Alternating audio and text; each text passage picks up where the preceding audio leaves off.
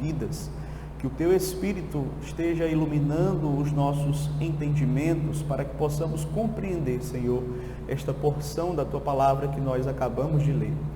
Que, de fato, Senhor, possamos compreender, guardar em nossos corações, aplicar em nossas vidas e que este conhecimento que o Senhor tenha a nos ofertar nesta noite venha servir para o nosso crescimento espiritual, para a edificação da Tua igreja e, sobretudo, para a glória do Teu santo nome. Abençoa, Senhor, as nossas vidas nesta noite, é o que eu te peço, em nome do Senhor Jesus Cristo. Amém. Queridos, o que é uma pessoa admirável? Tem alguém que você olha e diz, olha, eu queria ser como esta pessoa. Não estou falando de você ter a vida da pessoa em si, mas você viver como ela vive. Seus princípios, seu caráter. Parece que quando essa pessoa muitas vezes enfrenta dificuldades na vida, diferente de você, ela parece lidar bem com os problemas.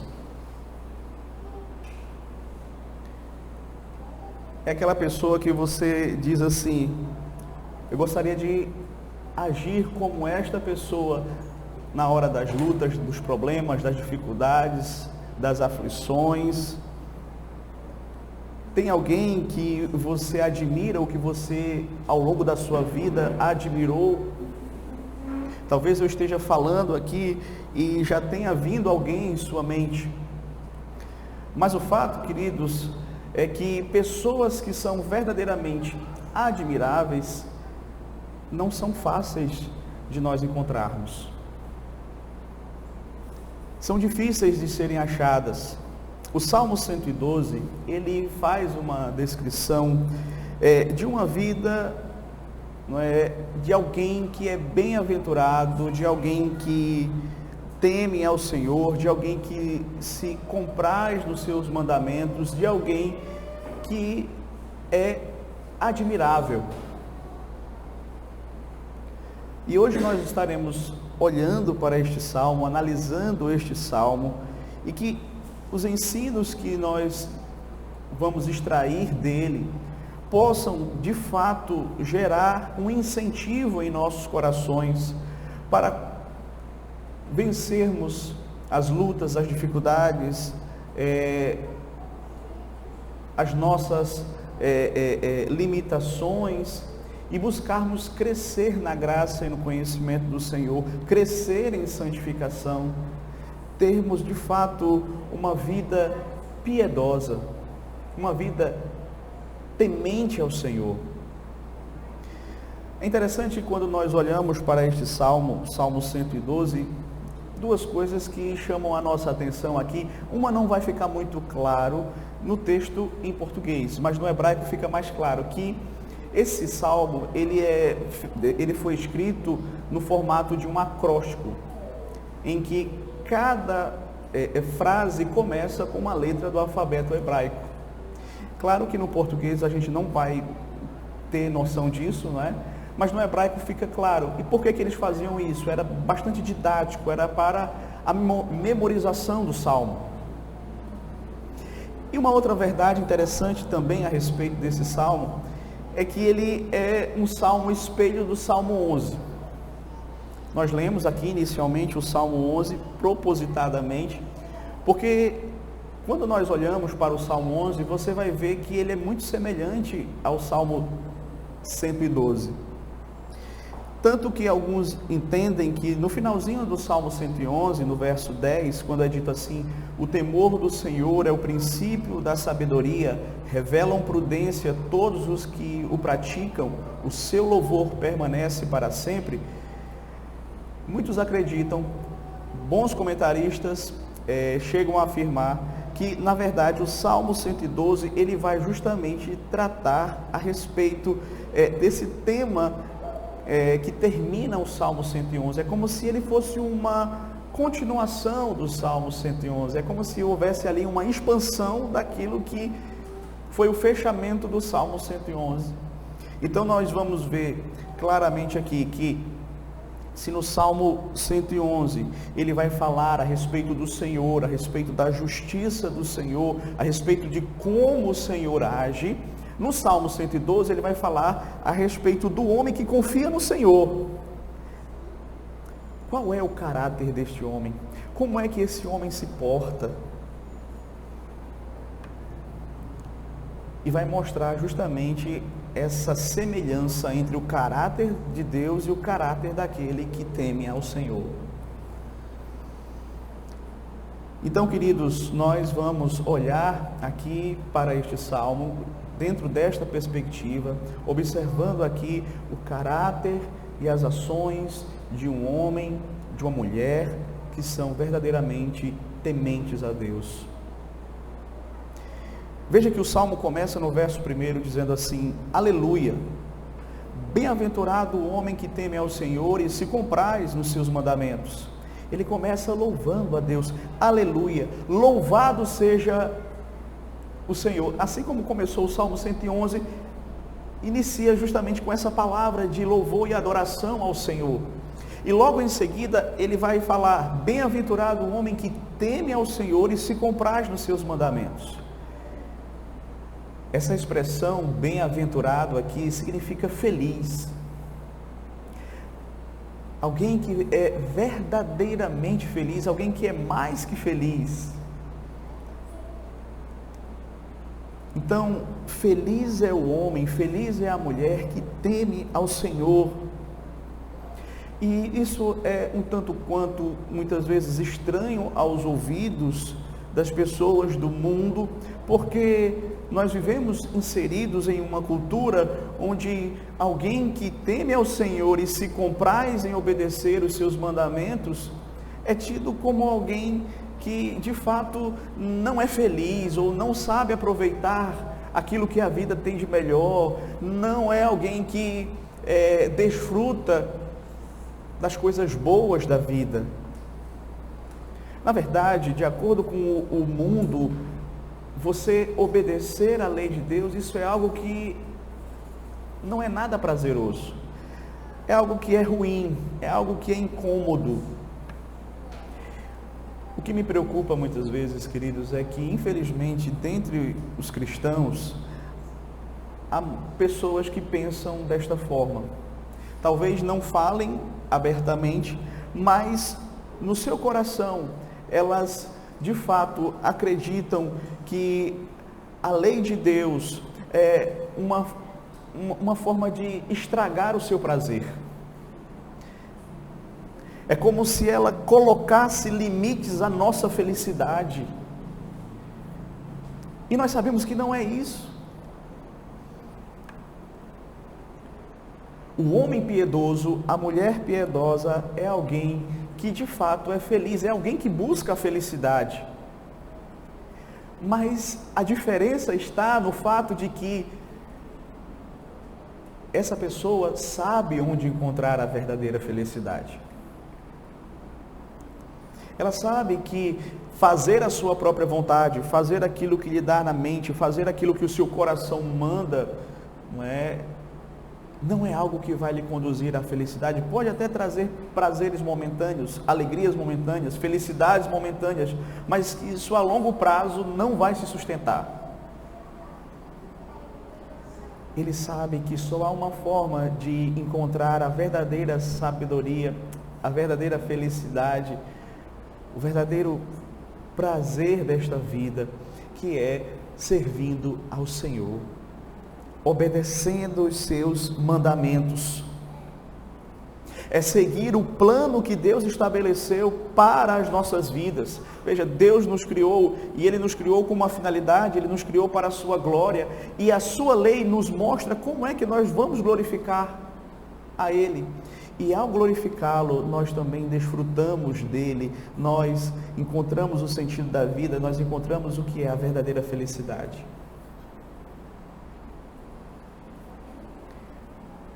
Bem-aventurado o homem que teme ao Senhor. Esse temor aqui não é um temor de um escravo para com o seu senhor, mas é um temor de um filho para com o pai. É um temor filial. É aquele temor de alguém que não quer desagradar o pai, porque ama o pai e quer estar perto do pai. Esse temor filial, ele é capaz de sentir prazer em obedecer à vontade do seu pai. Esse homem, ele tem o seu prazer na lei do Senhor. A lei de Deus é o fundamento da sua vida. Ele é aquele mesmo homem que lá no Salmo 1 diz que o seu prazer está na lei do Senhor e que nela medita de dia e de noite.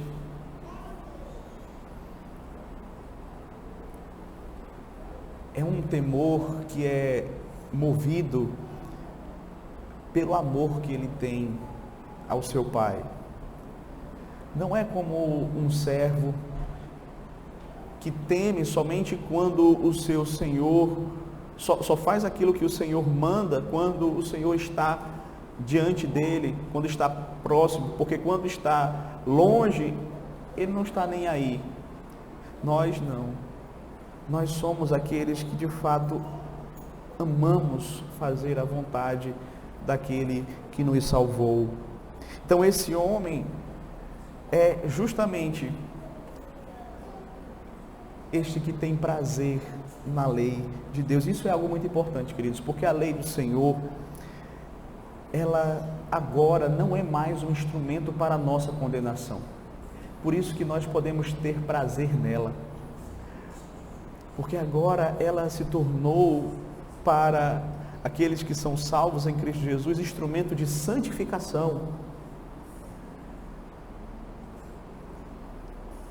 Ela nos ajuda a nos tornarmos mais parecidos com o Senhor Jesus Cristo. Isso é maravilhoso, meus queridos.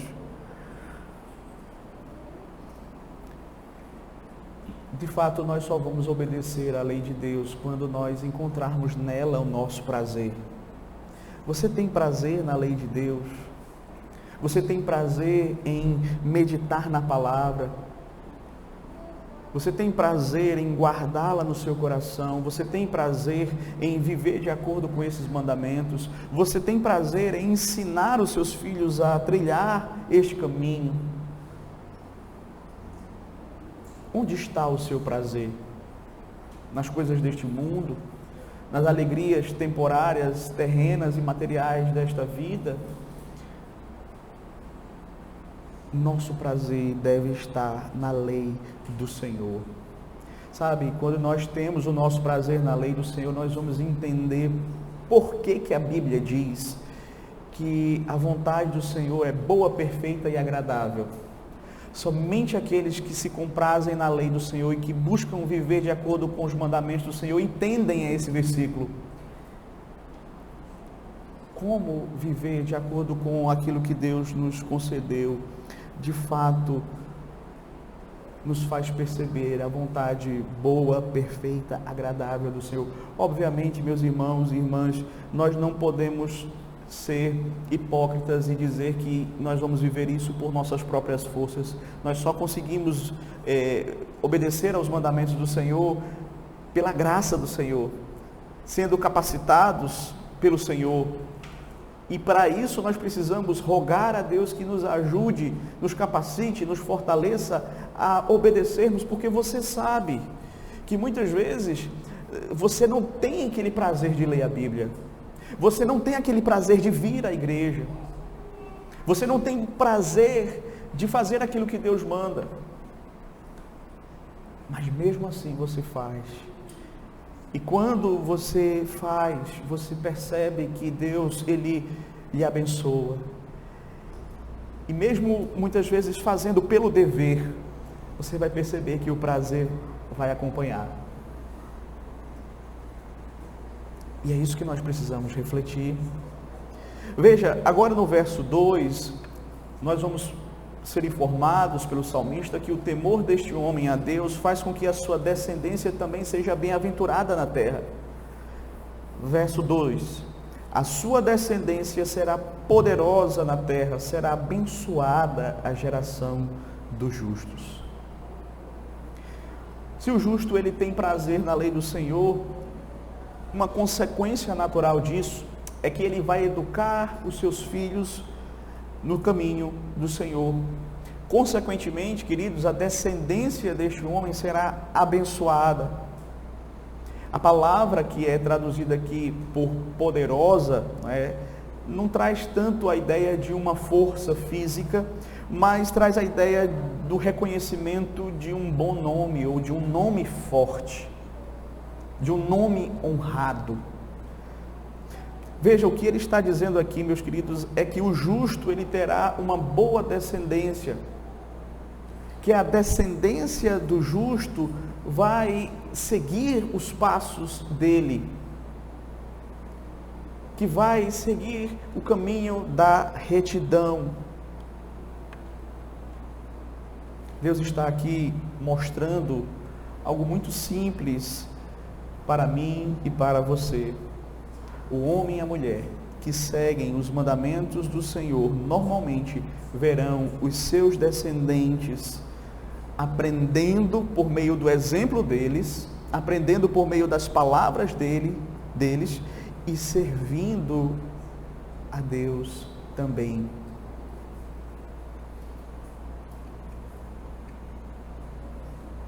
Veja, a criança, ela cresce ali no lar, onde não apenas ela ouve, mas ela vê um comportamento dos pais coerente com o discurso, então ela aprende. Ela aprende os princípios, ela aprende os preceitos da lei de Deus. E aí eles vão replicar esses princípios nas suas próprias vidas. E aí eles vão passar gerações adiante.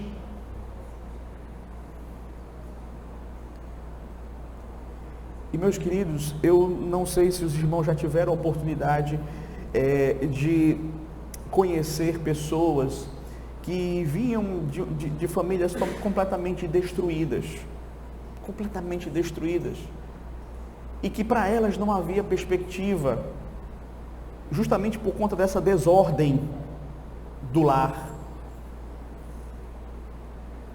E o Senhor alcançou essas pessoas, o Senhor alcança uma determinada pessoa e ela é transformada, e no lar dela ela vai colocar em prática os princípios da lei de Deus, e os seus filhos já têm uma nova condição. E aí essa decisão daquela primeira pessoa vai influenciando não apenas os filhos, como também os filhos dos filhos, e assim vai. E a sua descendência é o quê? É poderosa, tem um bom nome, são reconhecidos como pessoas que servem a Deus, tementes ao Senhor, que buscam andar nos caminhos do Senhor, que tem os princípios de Deus como base, como fundamento das suas vidas. Então, queridos, filhos e netos reconhecerão a retidão no lar, porque eles aprenderam a admirar a piedade.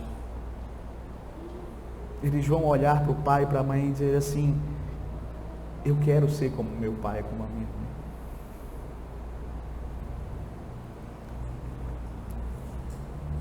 Então, não significa que serão pessoas famosas nacionalmente ou regionalmente, mas pessoas de boa fama, com um bom nome, uma geração abençoada por conta da fidelidade de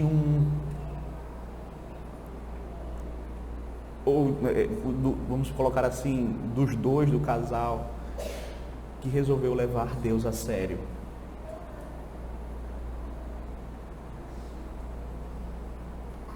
Por outro lado, você também deve conhecer pessoas que não temem ao Senhor. E você olha para as famílias e você vê a tragédia que é. Famílias esfareladas, onde não há amor, não há respeito, onde não há compaixão, misericórdia, onde não há de fato, o temor do Senhor. Ao mesmo tempo, nós precisamos, queridos, deixar claro um ponto aqui muito importante. Esse é o esperado, esse é o normal. Quando nós servimos a Deus e criamos os nossos filhos nos caminhos do Senhor, a Bíblia diz, que nós devemos ensinar o filho no caminho que deve seguir, e quando crescer não se desviará dele. Isso é uma regra geral, mas não é uma garantia infalível. Nós sabemos que existem exceções de pessoas que nasceram num lar de homens, de um pai e uma mãe piedosas, mas que não seguiram o caminho do Senhor, que não temeram ao Senhor. Então entenda que aqui nós temos princípios gerais, assim como em Provérbios, normas gerais, mas é claro, existem exceções sim. Mas a nossa vida, ela não é fundamentada em exceções, ela segue a regra. Ao mesmo tempo, talvez você tenha lutado durante sua vida para exercer corretamente o seu papel no seu lar, seja como pai, seja como mãe, criando os seus filhos na disciplina, na admoestação do Senhor, mas hoje você olha e vê os seus filhos longe do Senhor. Eu quero dizer para você, confie no Senhor, creia que Deus pode fazer com que aquela semente que foi plantada, que foi lançada,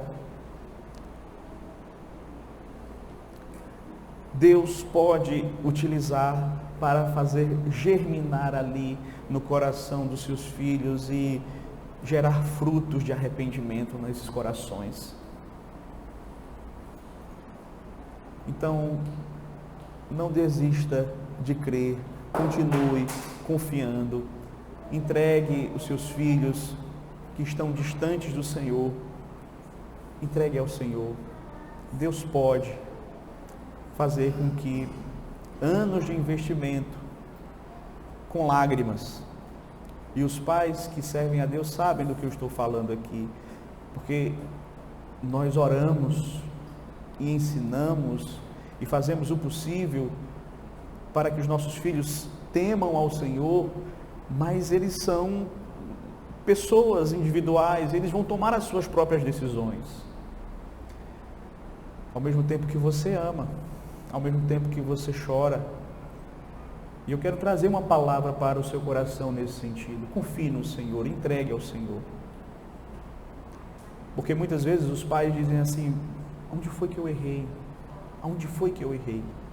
Claro, nós não somos perfeitos, os nossos esforços, eles são débeis, mas Deus honra ainda assim. Verso 3 diz assim: na sua casa há prosperidade e riqueza, e a sua justiça permanece para sempre. Vejam, um detalhe interessante aqui é que a riqueza não habita no coração desse homem, mas habita na casa dele. Porque ele não ama a riqueza, ele ama a lei do Senhor. E por isso a sua casa é próspera. Mas pastor, será que o salmista está ensinando aqui a teologia da prosperidade? Não. A teologia da prosperidade não é bíblica. É um ensino falso, é um falso evangelho que tem sido muito divulgado em nosso país, que afirma que o crente tem que ser rico, não pode passar por doenças, não pode passar por aflições. Então não é isso que o Salmo está dizendo. Mais na frente nós vamos ver que mesmo esse homem que teme ao Senhor, ele vai enfrentar dificuldades, notícias difíceis, perseguições. Entretanto, o correto é afirmar que o homem e a mulher que seguem os princípios bíblicos, de acordo com aquilo que Deus ensina em sua palavra no que diz respeito ao trabalho, eles vão sim prosperar. A Bíblia diz: a mão do diligente prosperará. Ou seja, se você busca seguir o padrão bíblico, de trabalho sério, 6 dias por semana, descansando no dia 7º, dia do Senhor.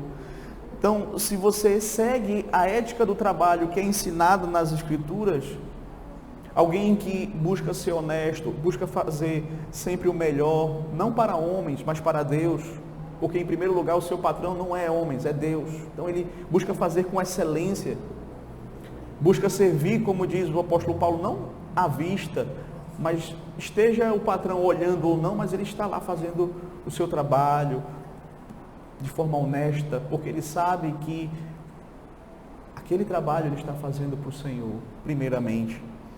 Então, esses ingredientes aqui, eles vão sim resultar em uma pessoa que vai ser próspera financeiramente. Então, queridos, nós vamos ver que muitas pessoas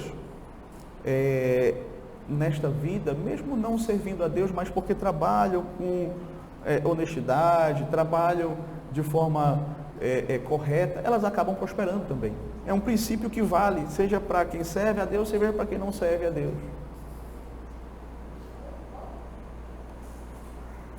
Ao mesmo tempo, vale lembrar, queridos, que há muitas pessoas que são justas, honestas, que trabalham, mas que não têm o devido reconhecimento ou que muitas vezes são injustiçados. Nós não podemos esquecer que nós vivemos num mundo quebrado. Nós vivemos em um mundo que não funciona como deveria funcionar.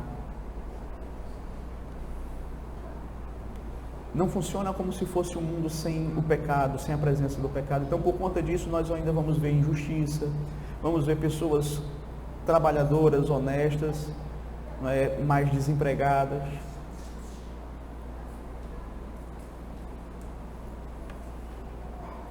E veja, mais na frente ainda aqui, no mesmo verso 3, ele vai dizer que a justiça deste homem, ela permanece para sempre. Interessante isso, que a justiça dele permanece para sempre. E aqui é interessante nós observarmos um paralelo com o Salmo 111, porque no Salmo 111, no verso 3, se você observar, o salmista vai falar a respeito de Deus. Em suas obras há glória e majestade, e a sua justiça permanece para sempre. Então aqui no Salmo 111, ele diz que a justiça de Deus permanece para sempre. E no Salmo 112, ele diz que a justiça do homem de Deus permanece para sempre. Por que a justiça do homem de Deus permanece para sempre? Porque ela é a justiça de Deus. É a justiça de Deus nele. Por isso que ela é para sempre. E como eu disse a vocês, o fato de nós temermos a Deus e seguirmos os seus mandamentos, termos prazer em fazer a vontade do Senhor, isso não nos livra do sofrimento aqui nesta realidade. O sofrimento também sobrevém àqueles que servem a Deus, àqueles que amam a Deus, àqueles que buscam fazer a vontade do Senhor, obedecer aos mandamentos do Senhor. E aí aqui no Salmo 112, verso 4, ele vai dizer assim: ao justo nasce luz nas trevas. Ao justo nasce luz nas trevas. Ele é benigno, misericordioso e justo.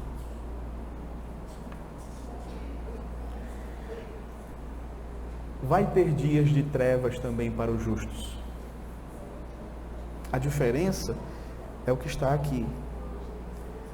Haverá luz para eles.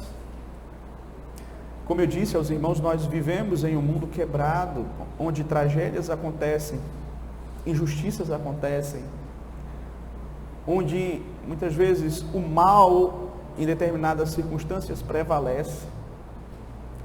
Contudo, queridos, nesses momentos de trevas, nós podemos encontrar uma luz, mesmo que venhamos estar no fundo do poço, mas para aquele que serve a Deus, ele sempre contará com a luz de Deus. Você que é amado de Deus e que ama a Deus, pode ter certeza que vai ter uma luz para você. Há esperança para aqueles que servem a Deus.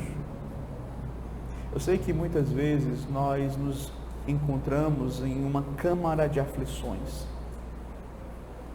E você olha e diz assim: como é que eu vou sair disso? Mas há sempre esperança para aqueles que servem ao Senhor.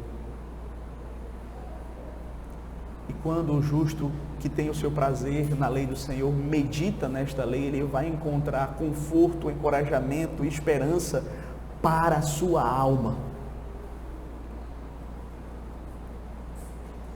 Ele vai encontrar as promessas do Senhor que nós falamos lá na semana passada. Não temas, porque eu sou contigo. Interessante isso. Se você pegar e for pesquisar onde o Senhor diz aos seus servos: não temas, você vai perceber que logo em seguida ele diz assim: porque eu estou contigo. A Bíblia nos promete, queridos, que nada nos acontece aqui por acaso, e tudo converge para o nosso bem. Todas as coisas cooperam para o bem daqueles que amam a Deus, daqueles que são chamados segundo o seu propósito. Como isso nos traz esperança? Como nos traz esperança saber que nada pode nos separar do amor de Deus?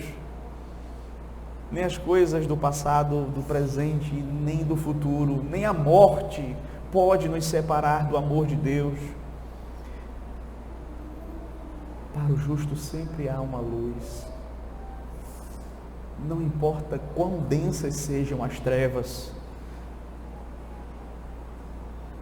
Mas veja, o autor prossegue e diz que o justo, ele expressa o caráter de Deus.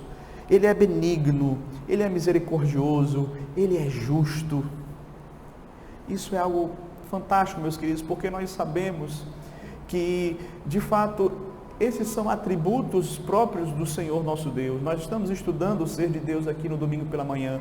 Nós estudamos os atributos e vimos que dentre eles existem os atributos morais de Deus. Então Deus, ele é benigno, Deus, ele é misericordioso, Deus, ele é justo. E nós que somos seus filhos, a Bíblia diz: sede, pois, imitadores de Deus como filhos amados. Em nós o Espírito Santo faz com que o seu fruto seja gerado. E o fruto do Espírito, meus queridos, é o que vai, de fato, prevalecer no caráter do cristão. Bondade, amor, justiça, verdade, longanimidade, benignidade, bondade, mansidão, domínio próprio. São características de uma pessoa que nasceu de novo. O homem e a mulher piedosos são pessoas que eles refletem o caráter de Deus, sendo benignos. Eles agem de forma bondosa e eles agem com gentileza, porque a ideia de benignidade é essa, é de alguém que age de forma gentil,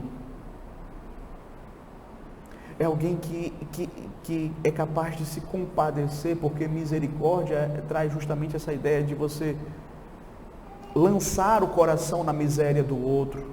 Então é alguém que sente a dor do outro, é alguém que se compadece, e é alguém que é justo, alguém que busca ser reto, íntegro, que busca fazer aquilo que de fato deve ser feito, porque ele sabe que Deus espera que ele seja justo em todos os seus caminhos, esteja as pessoas observando ou não, seja algo que venha de alguma modo trazer dificuldades para a sua vida ou não, mas ele procura ser justo. Verso 5, ainda falando a respeito deste homem, diz assim: ditoso o homem que se compadece e empresta. É interessante como ele coloca aqui, não é? Alguém que se compadece e empresta. Muitas vezes nós não vamos ter condições de dar, nós vamos ter condições de emprestar. E isso é algo que é didático, queridos, porque nós sabemos que nós temos que ajudar sim as outras pessoas, mas de acordo com as nossas possibilidades, de acordo com as nossas condições. Nós não podemos fazer algo que ultrapasse os nossos limites, porque seria irresponsabilidade da nossa parte. De modo que muitas vezes nós vamos emprestar, e muitas vezes esse ato vai gerar também no coração da outra pessoa um desejo de poder trabalhar e adquirir aquilo que ela pediu emprestado, vai gerar um senso de responsabilidade, de cuidar daquilo que está sobre o seu poder, mas que não lhe pertence e que ele vai ter que devolver. Então, o homem, a mulher que teme ao Senhor, ele tem essa característica de alguém que se compadece, que empresta. E ele diz mais, e ele defenderá a sua causa em juízo. Alguns comentaristas dizem que conduzir aqui significa que ele vai conduzir os seus negócios com justiça. Então, quando essa pessoa negocia, quando ela compra, quando ela vende, quando ela contrata, quando ela demite, quando ela faz os seus negócios, ela não faz simplesmente pensando no lucro próprio, mas ela faz com justiça. Porque está no caráter do justo, ele quer agir assim, com justiça. Ele quer andar de forma correta diante de Deus, sem que a sua consciência esteja lhe acusando de ele ter agido injustamente com alguém. Então ele age com justiça, seja na posição de patrão, seja na posição de empregado, mas ele busca agir assim. O verso 6 diz assim: e não será jamais abalado, será tido em memória eterna. Eu acho muito interessante, queridos, quando nós lemos os salmos, porque quando você lê, por exemplo, o Salmo 1 e você vê ali aquele contraste que há entre o justo e o ímpio, você vai perceber claramente que o Salmo 1 ele vai ditar o tom dos outros salmos, porque vai mostrar como o justo ele está bem firmado, como ele tem o seu prazer na lei do Senhor, e como aquilo que está relacionado a ele é eterno, enquanto que do ímpio ele não tem estabilidade, ele é como uma folha que o vento dispersa e ele perecerá. Então você vai perceber, de uma forma até bem interessante aqui nesse salmo, que volta e meia ele vai falar: a sua justiça será eterna, a sua memória será eterna. Ele sempre está jogando para eternidade, mostrando justamente que o justo ele vive aqui de acordo com a vontade do Senhor, e o fruto dele é algo que vai durar por toda a eternidade, ao contrário do ímpio, que perecerá. Inclusive no final do salmo, no finalzinho, ele vai justamente ressaltar esse aspecto. Mais na frente nós vamos ver de alguém que viveu aqui de acordo com a sua vontade, de acordo com aquilo que queria, realizando os desejos do seu coração, pecando contra Deus, mas que foi uma vida jogada fora, que perece, que o vento dispersa, que não tem legado para deixar para a sua descendência. Então você vai entender esses contrastes aqui, você vai perceber isso. Verso 7: não se atemoriza de más notícias, o seu coração é firme, confiante no Senhor. Veja que coisa extraordinária, queridos. Todos nós sabemos quão difícil é receber más notícias, não é? Você já deve ter experimentado isso. Receber más notícias é algo que muitas vezes destrói conosco por dentro. Não é algo fácil. dependendo da notícia então. Mas interessante porque este homem ele não se atemoriza de más notícias. O seu coração está firme, confiante no Senhor. A vida do justo, meu querido, minha querida, não é livre de dificuldades, de lutas, de perdas, de luto, de dor, de sofrimento, de injustiça.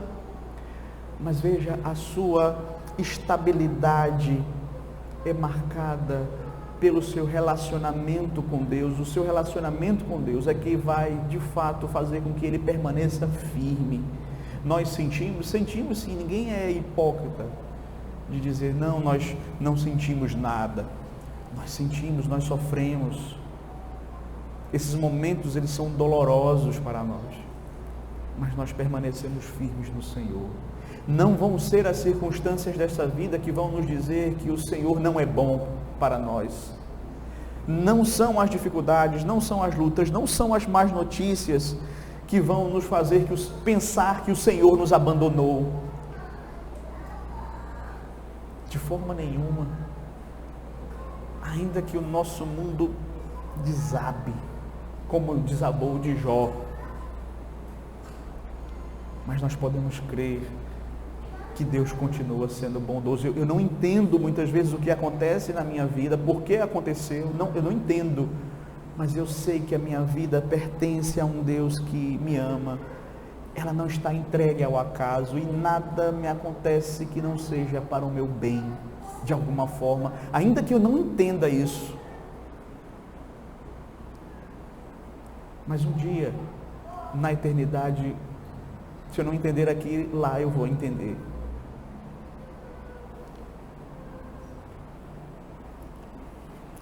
Então, queridos, não se atemoriza de más notícias, o seu coração é firme, confiante no Senhor. Verso 8, seu coração bem firmado, não teme até ver cumprido nos seus adversários o seu desejo. Veja, o justo, ele sabe que os seus adversários, aqueles que perseguem ele, porque nós sabemos, não é novidade para ninguém, o Senhor Jesus mesmo disse que nós seríamos perseguidos como ele foi perseguido. Paulo vai dizer, todo aquele que quer viver piedosamente será perseguido. Mas Jesus diz, bem-aventurados sois quando por minha causa vos perseguirem, vos injuriarem e mentindo disserem todo o mal contra vós. Alegrai-vos e exultai-vos, porque grande é o vosso galardão nos céus, pois assim perseguiram os profetas antes de vós. Então, queridos, veja, nós, por mais que não busquemos ter inimigos nesta vida, mas não significa que nós não vamos ter. Vão se levantar pessoas contra nós, vão se levantar pessoas que querem, de alguma forma, apagar a nossa memória, que querem nos fazer abandonar a lei de Deus, que querem nos fazer seguir o nosso próprio coração, que querem de alguma forma nos desviar deste caminho. O salmista diz aqui que se cumprirá a vontade do Senhor sobre a vida desses. Eles vão perecer em seus caminhos. Eles vão perecer. E veja, nós sabemos que existe uma luta entre a igreja e este mundo, e que o mundo persegue a igreja, e que o mundo, ele de fato trabalha contra a igreja, e é a tendência, de acordo com o sermão profético do Senhor Jesus Cristo, é sim que as coisas vão cada vez mais se agravando até chegar à grande tribulação. Isso é fato. Mas nós podemos confiar, como diz aqui, estarmos com o nosso coração bem firmado, em que tudo aquilo que Deus disse que vai se cumprir nos adversários da igreja de Cristo, de fato vai acontecer. Verso 9, aí já vai dizer o seguinte, que o homem justo, ele distribui e dá aos pobres, e a sua justiça permanece para sempre, e o seu poder se exaltará em glória. Ou seja, se antes ele emprestava, agora ele dá. Por quê? Porque vai ter ocasiões em que, de fato, nós teremos condições e nós vamos olhar para uma determinada necessidade de alguém e nós vamos dar. Inclusive, o apóstolo Paulo vai dizer que esse é um dos propósitos pelos quais nós trabalhamos. Não trabalhamos apenas e exclusivamente para nós mesmos. Paulo vai dizer: aquele que roubava, não roube mais, antes trabalhe para ter com que ajudar o necessitado. Então nós somos sempre chamados a ter uma atitude de compaixão, de misericórdia, de amor para com aqueles que são necessitados. E a sua justiça permanece para sempre. E você vê sempre a ideia aqui, permanece para sempre, eternamente. O verso 10 conclui então dizendo assim: o perverso vê isto e se enraivece, range os dentes e se consome. O desejo dos perversos perecerá. Interessante, queridos, que o Salmo termina, não é? Dizendo que o perverso, ele odeia o justo. O perverso vê isso e fica bravo, e range os dentes, e se consome. Os que não amam a Deus, não gostam de ver pessoas servindo a Deus. Isso faz com que eles fiquem furiosos. A ira habita no coração deles. Mas, por outro lado, o salmista vai dizer: o desejo deles perecerá. Bem-aventurados são aqueles que pertencem ao Senhor Jesus Cristo, porque vão triunfar com Cristo, e os perversos, os inimigos da igreja, não vão prevalecer sobre ela. Não vão prevalecer. Eu sei, queridos, que muitas vezes essa não é uma posição fácil para nós aqui neste mundo. O fato de você buscar viver, se esforçar para servir a Deus, você já tem as suas próprias limitações, você já tem as suas próprias dificuldades, não é? E ainda assim você encontra barreiras de pessoas que perseguem você justamente por você ser alguém que busca viver aquilo que a palavra de Deus manda.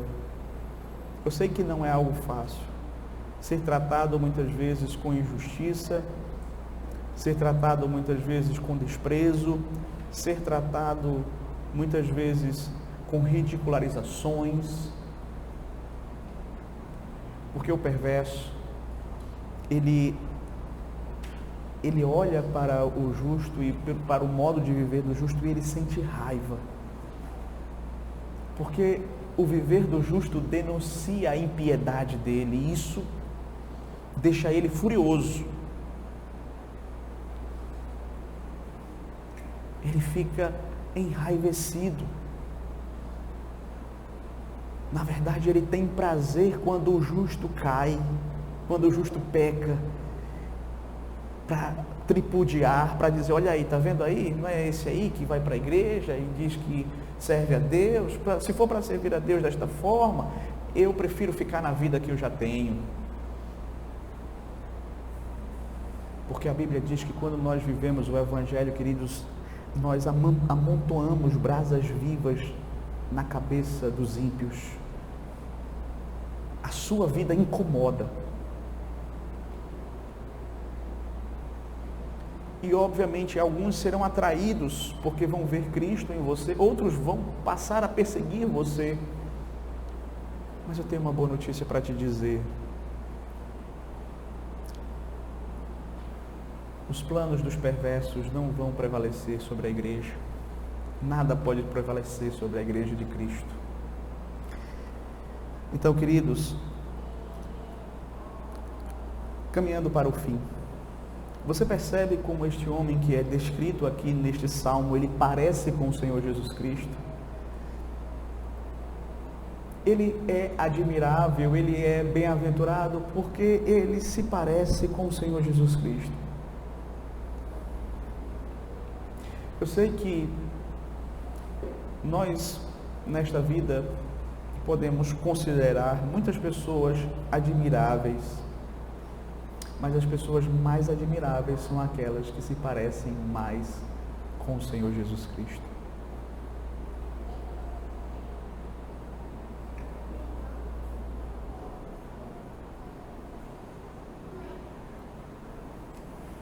Por vezes nós encontramos pessoas que não servem a Deus vivendo vidas em parte exemplares, é verdade. Mas nada se compara a um homem e uma mulher que se parece com Cristo. E essas verdades, meus queridos, elas devem nos incentivar. Você se sente incentivado a buscar parecer mais com Cristo? Essas verdades, elas precisam, de fato, incomodar o nosso coração e nos fazer entender, eu poderia amar mais a lei de Deus, eu poderia dedicar mais tempo a esta lei, eu poderia buscar viver mais esta lei.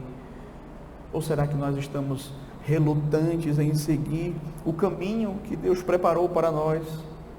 Será que ainda este mundo e suas benécias, seus favores, sua comodidade fazem com que a gente perca tempo ainda com coisas que não são eternas?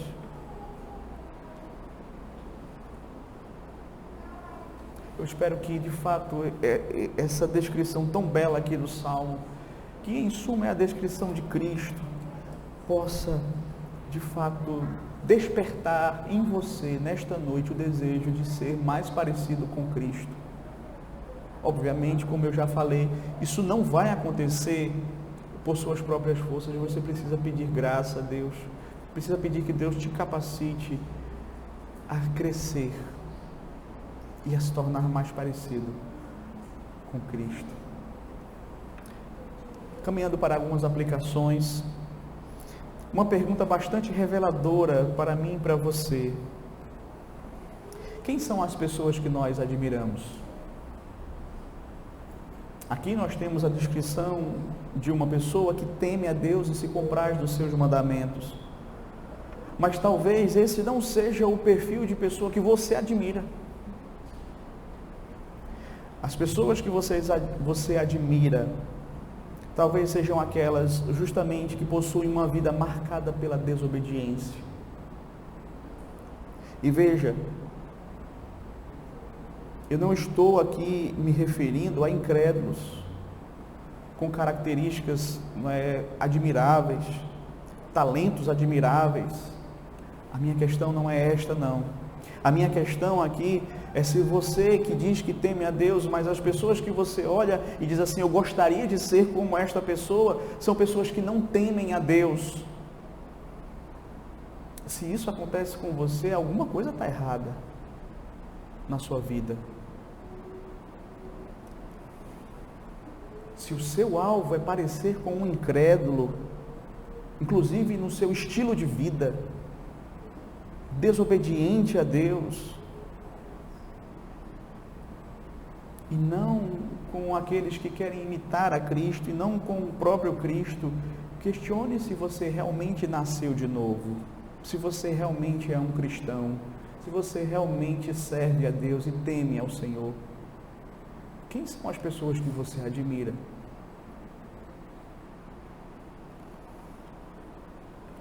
Queridos, devemos ter como alvo nos tornar cada dia mais parecidos com o Senhor Jesus.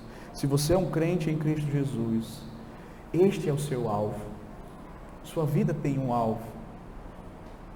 Ser cada dia mais parecido com Cristo. Mas como nós sabemos, isso não é algo fácil.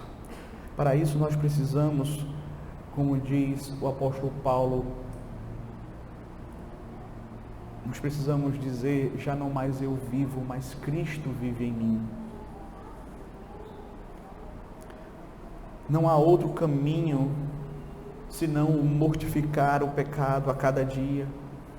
Precisamos fazer aquilo que é correto, usando os meios de graça, priorizando a nossa vida espiritual, lendo as Escrituras todos os dias, orando todos os dias, lendo boas literaturas, participando com regularidade dos cultos públicos, desfrutando da comunhão dos santos. Somente assim, queridos, nós vamos desenvolver a nossa salvação e crescer espiritualmente, e ter maturidade espiritual, e sermos mais parecidos com o Senhor Jesus. Às vezes nós até admiramos pessoas piedosas, achamos o máximo citar o exemplo delas, mas nós não queremos isso para a nossa vida. Nós não queremos levar a Deus a sério como elas levaram Deus a sério. Nós não queremos ser tratados pela palavra como eles foram tratados pela palavra.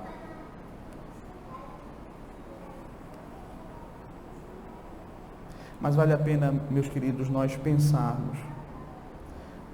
Nada se compara a sermos mais parecidos com Cristo. Esse é o verdadeiro caminho para a felicidade. Esse é o verdadeiro caminho para a bem-aventurança. Sem falar nas alegrias que nós teremos ao ver a nossa descendência seguindo o Senhor.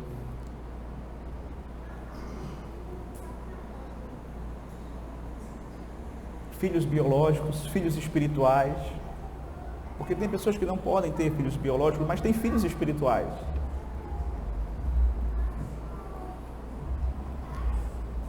Qual é o legado que você está deixando para os seus filhos? Naquele livro Homens Fortes, John Cross diz o seguinte: o maior legado que você pode deixar para os seus filhos é a sua santidade, é a sua piedade, é o seu temor ao Senhor. Não é dinheiro, não é cultura, é a sua piedade. Esse é o maior legado que você pode deixar para os seus filhos. Qual é o legado que você tem deixado para os seus?